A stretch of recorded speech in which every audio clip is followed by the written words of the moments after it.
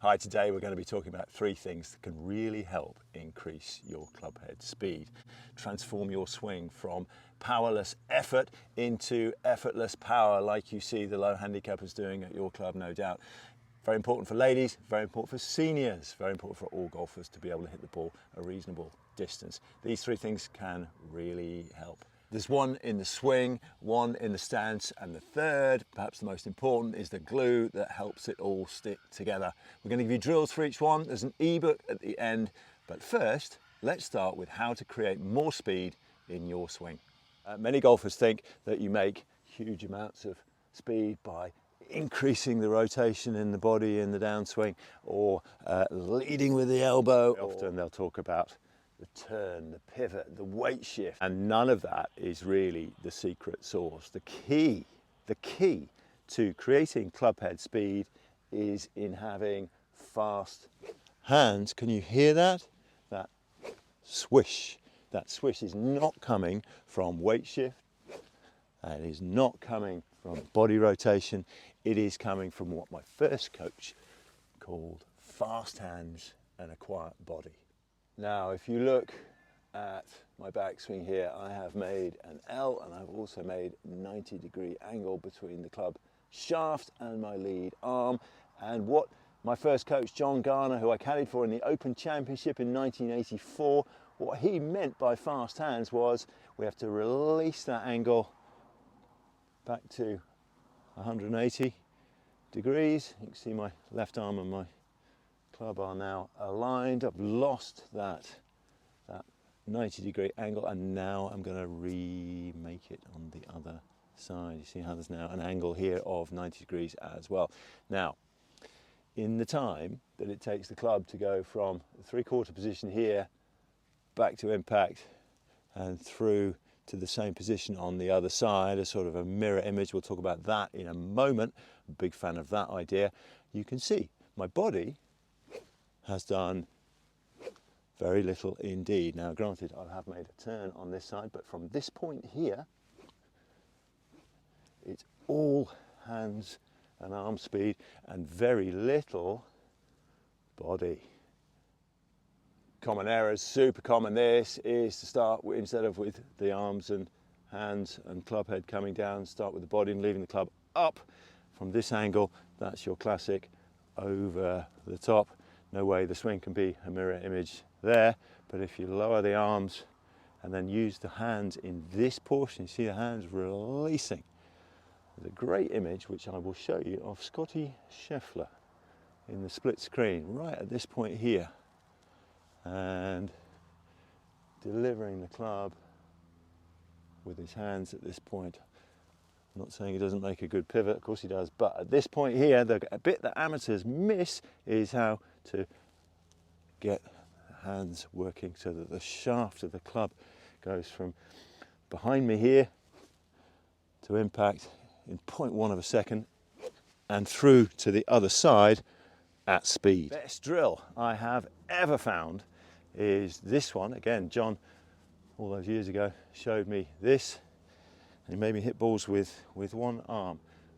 Put my right hand behind my thigh to get my shoulders at the right angle, and then I put the hand just above the left elbow and kept it there, so that in the follow through I would bend this arm and release the club back onto my thumb. Nick Faldo always used to say, thumbs up here, thumbs up there, and this is a great way to create speed. You can see I can even create quite a bit of speed with one arm only, hardly any body effort. Again, the swing's a mirror image in many ways. Obviously in the backswing, right arm bends in a similar fashion to the left arm in the follow through, so you get a nice box here of 90 degrees in the arm, 90 degrees with the wrist. Let that go and make it again on the other side. That way the club is tearing through the ball at a great speed without me making a huge amount of body effort. If you use the body, then you really will feel like it's powerless effort instead of effortless power. Towards the camera, you can see the angle on the backswing that I've generated here. It's not vertical, it's on an angle. It's the same there. So the swing's a circle, in to square and back to inside again. There's the great John Jacobs, great teacher from the 60s and 70s in the UK, always used to say, we'll come to him again in a moment, when he talked about clubhead speed being correctly applied, but this speed really, thumbs up here, thumbs up there, and drills, even without hitting a ball, will give you the feeling of the clubhead being swung really quickly, and this is the essence of fast hands, quiet body in the downswing. So that is how to create speed in the swing. Let's look at the stance so that, in the words of John Jacobs, you get clubhead speed correctly applied, in particular with the driver. Most golfers know with a driver you don't want to be hitting down. You must be hitting along, or even you'll increase the distance that you get if your angle attack is up. Now there are three things that we have to get right in the driver address position to ensure that all-important angle of attack. Most golfers know two of them, but they get the third one wrong. Need to stand wide. Tick.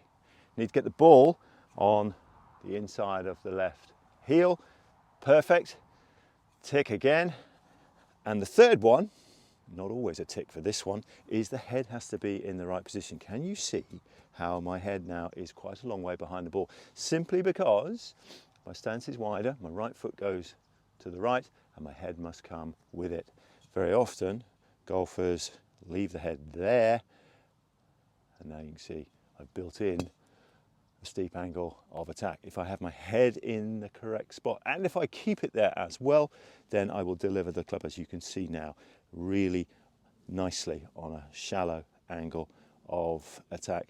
Rory's perhaps the best in the current game at this, but there have been many great drivers over the years. Hogan, Greg Norman, Jack Nicklaus, they all had this head behind the ball look, so that the club then would approach the ball level and the club head speed would be applied in the most beneficial way. You get height, launch, low spin. These modern drivers are made for this, but the worst thing you could possibly do is have your head forward. Not only will that increase the steepness, but it also, as you can see there, it opens the shoulder line, meaning that I've built in and over the top. The swing line will be out to in. The angle of attack will necessarily be steep, but I'll get slices, pulls, tops and skies as well. With the correct address position, shoulders can be square, head's behind the ball, and then I have a chance to deliver the club head quickly on the correct line. It's absolutely essential that you get that right. Don't work on your swing and forget the fundamentals. Stance is super important. Now, the last one, the last fundamental is the glue that holds the whole thing together. And it's not what you think, it's the grip. Now, who would know that the grip has such an important role to play in both, number one, fast hands, quiet body, and number two, the address position, but it really, really, really does. Let me show you exactly how we need to do it and what the common errors are. We'll come to those in a moment. What we need for a correct left-hand grip is that the grip is held, or the club is held in the fingers in this fashion, like that. What we must not ever do is hold it in the palm like this. If it goes across the palm like that, as so many of you do, you will go from being quite good to being absolutely not able to play your best at all in a matter of days if your grip slips down into, or up or rather, into the palm. It's got to be in the fingers. And why is that the case? Well, without that, you can't get the swish. Think of the left-hand grip as a hinge with which you can make the L and release it and make the L on the other side, make this 90-degree angle we talked about earlier. How could that possibly work if the club was held incorrectly? Now, from this side, it's a disaster if you can see anything of the top end of the grip, because then you know for sure that the club is being held in the palm, and then it will move in this way, not in this way. It simply can't work. So we've got to get it in the fingers. I love the Scotty Scheffler routine. There's lots of videos on my channel about this. He has the club at 90 degrees to fingers, closes the fingers round, and if the world's #1 player has to do this at the start of every practice session, then you probably do too. Now, this is a really great one. Fingers round, close the fingers, close the rest of the hand on top, and what you will also see and must also check is that when the club face is square, that your V points towards your right shoulder, and that you can see 1, 2, and a little bit of the third knuckle. If you're a slicer, that third knuckle, super important. That will help you square the face, because the hand will return to this position as it hits the ball, and then you can square the face nicely as well. If you grip it with one knuckle, or you expose the top here, again, your hands won't create maximum speed, but you'll build in a slice with the club face open. We can't have that, because an open face will go higher and shorter than a square face. So this will help you, instead of hitting that big slice, that costs you distance too. It might be the same club head speed, but it's definitely not correctly applied. If you start them going straight or even curving to the left, then you'll find that your distance increases as well. And your grip is, in many ways, the club face angle, as well as this lever with which you can generate all that speed. It also has an effect on the address position.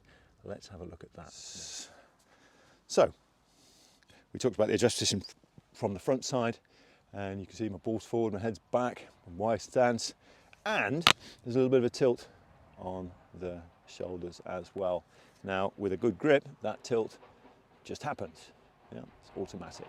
I've got both my V's pointing to my right shoulder and the correct amount of tilt.